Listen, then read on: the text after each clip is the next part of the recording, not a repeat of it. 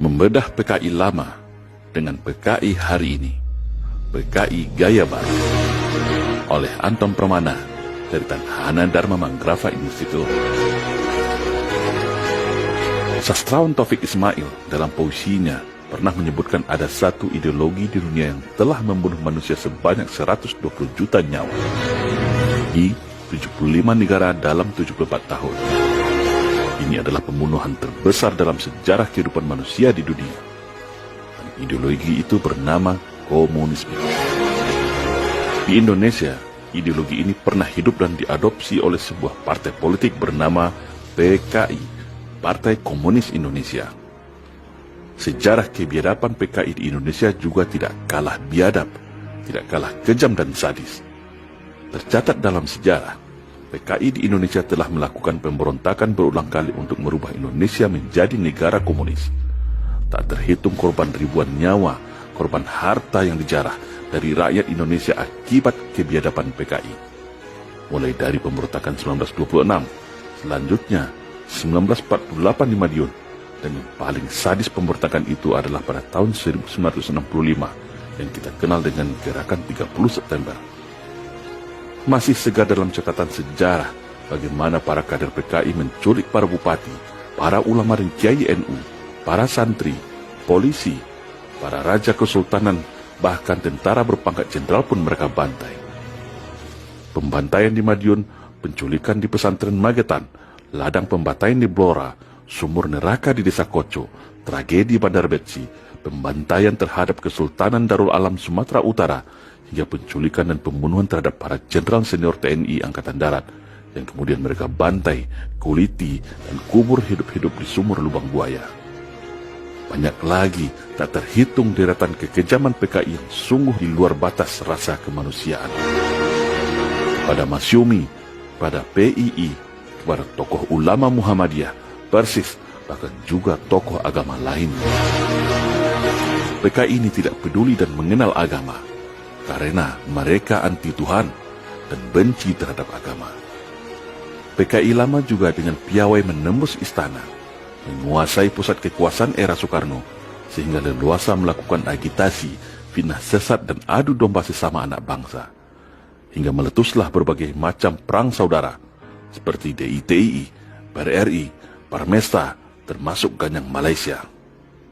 Di mana semua itu disadari di kemudian hari, ternyata hanyalah trik licik PKI untuk menguras energi bangsa Indonesia yang baru berdiri, melumpuhkan para tokoh sentral pejuang dan singa Nusantara dengan adu domba perang saudara.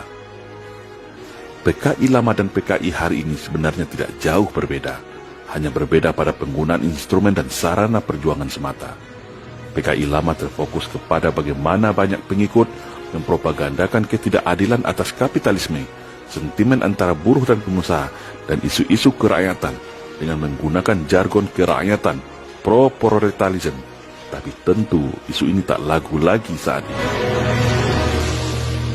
PKI hari ini lebih fokus kepada bagaimana masuk ke dalam sistem pemerintahan, menyusup ke dalam partai politik, ormas-ormas besar, menguasai media massa utama, sendi-sendi negara, menyebar dan meracuni pemikiran para anak bangsa dengan pemikiran ala PKI, yaitu menjadikan agama adalah ancaman dan musuh negara, menjadikan Islam dan TNI seolah momok yang menakutkan dan mesti dijauhkan dari kehidupan dan kekuasaan negara.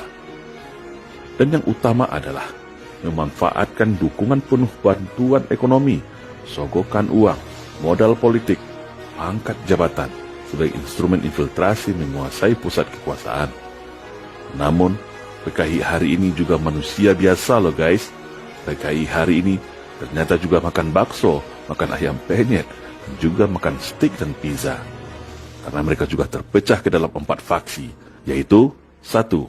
PKI radikal, para kader PKI yang ideologis sejati, militan, keturunan langsung para gembong PKI yang haus akan pembalasan dendam, serta begitu ingin secepatnya merubah Indonesia menjadi negara komunis. PKI radikal ini sudah siap tempur untuk membalaskan dendam orang tuanya yang berhasil ditumpas oleh TNI bersama komponen rakyat Indonesia, khususnya umat Islam. 2. PKI oportunis, yaitu para kader PKI yang harus ikut dan jadi kader PKI hanya mengejar pangkat dan jabatan. Mereka yang maniak dan rakus akan kenikmatan fasilitas kekuasaan. Uji loyalitasnya untuk dapat jabatan adalah berupa membuat kebijakan dan statement yang menyeleneh melecehkan Islam dan merusak kebinekaan. Namun, PKI oportunis ini tidak terlalu militan, karena sejatinya mereka ini hanyalah para kelompok oportunis mencari keuntungan sesaat, yang penting dapat jabatan. Seandainya PKI gaya baru ini tumbang dan kalah lagi, pasti mereka inilah yang paling duluan kabur dan jadi pengkhianat.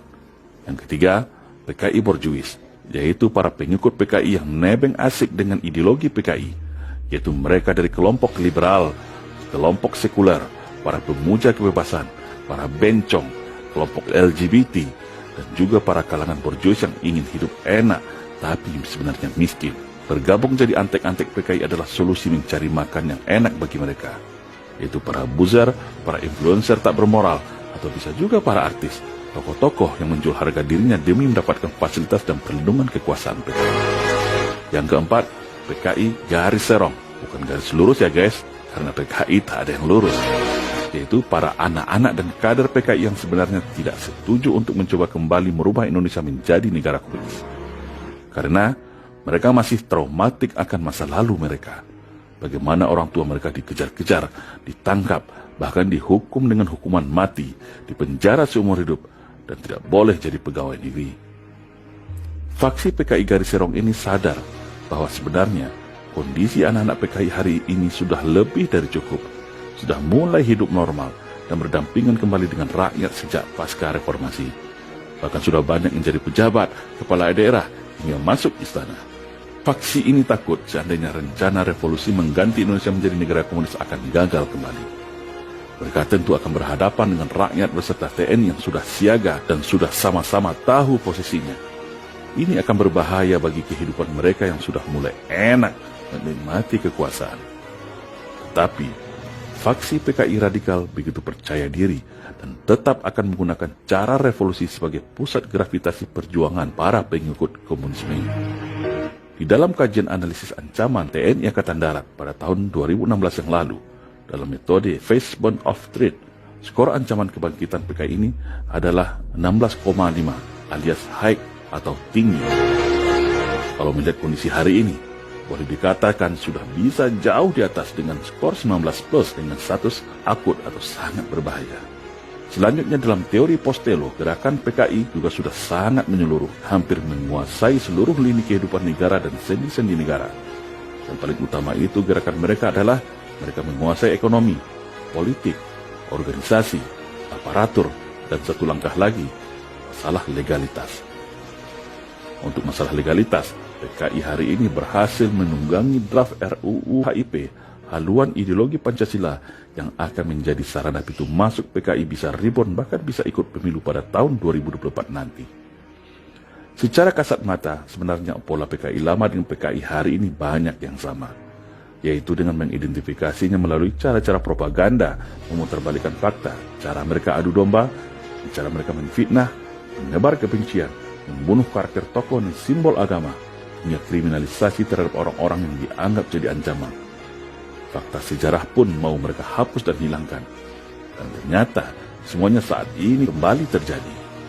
Ulama dikriminalisasi, keluarga besar TNI difitnah dan penjarakan, agama dilecehkan, energi negara dikuras menuju kolaps dan hutang dan perpecahan sesama anak bangsa. Pemikiran-pemikiran ala komunis banyak mewarnai kebijakan dan narasi hari ini.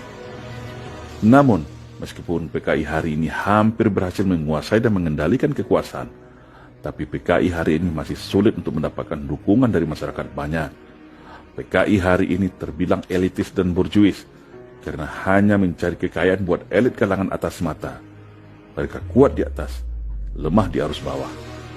Tambah lagi, deklarasi 24 provinsi hanya dalam 1 bulan ini yang tegas dan siap menyatakan perang dengan PKI, cukup membuat PKI berhitung lagi mau revolusi. Secara kekuasaan, PKI hari ini memang superior dan di atas angin. Bisa menggunakan tangan-tangan kekuasaan sebagai algojo berseragam, menghajar para tokoh masyarakat khusus dari kalangan TNI dan Islam yang menjadi musuh utama PKI hari ini. Tetapi, kesulitan ekonomi, dampak badai COVID-19, hutang negara, serbuan TKA Cina telah menjadi bumerang bagi kemarahan masyarakat terhadap penguasa hari ini. Kenapa bumerang? Dengan semakin banyaknya para kader dan pendukung PKI di dalam tubuh pemerintahan, di mana mereka muncul terang-terangan dengan slogan bangga jadi anak PKI, dengan statement-statementnya yang aneh-aneh, menjadikan masyarakat mudah mengkaitkan hubungan antara keduanya. Apakah PKI hari ini akan mudah melenggang merubah Indonesia menjadi komunis? Belum tentu, karena PKI hari ini terlalu manja bergantung kepada kekuasaan dan dukungan Cina komunis. Padahal, semua itu tidak jaminan. Semuanya bisa berbalik arah kapan saja. Karena kalau bicara PKI, negara ini satu suara menganggap PKI adalah musuh bersama bangsa Indonesia melalui TAP MPRS nomor 25 tahun 1966 sebagai payung hukumnya. Ditambah Cina pun saat ini sedang terkonsentrasi menghadapi aksi balasan dari Amerika bersama sekutunya atas wabah COVID-19 ini yang belum tahu ujung nasibnya. Sedangkan di satu sisi rakyat Indonesia sudah sadar semuanya, sudah terjaga dari buayan mimpi manis propaganda PKI selama ini. Maling teriak maling, mengaku pro wong cilik, ternyata wong licik. Mengaku Pancasilais, ternyata antek-antek komunis. Mengaku toleran, ternyata biang dari segala kerusakan.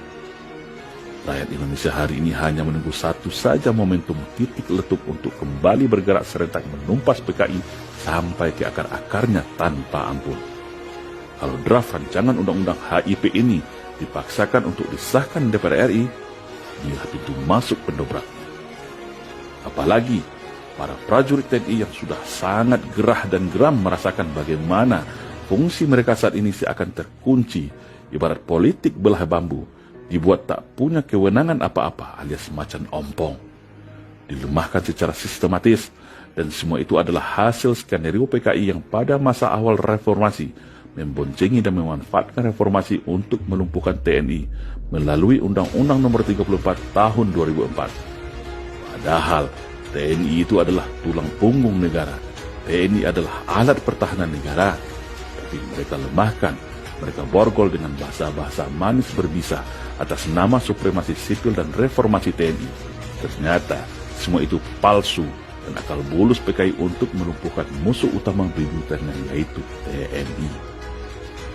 Hari ini rakyat Indonesia, khususnya umat Islam dan TNI, baru sadar bahwa biang kerok dari semua kerusakan negara hari ini adalah para kader dan anak PKI yang berkolaborasi dengan para pengkhianat negara dan para naga. Rakyat dan TNI sudah sadar, para anak dan kader PKI pun pasti juga sadar. Semua sama menunggu. Dan bagaimana dengan kita? Ikut berjuang selamatkan negara dari ancaman komunis? Atau mau ke depannya jadi budak dan korban komunis? Jawabannya ada pada diri kita masing-masing. Waspadalah dan bersiap siagalah. Salam Indonesia Jaya.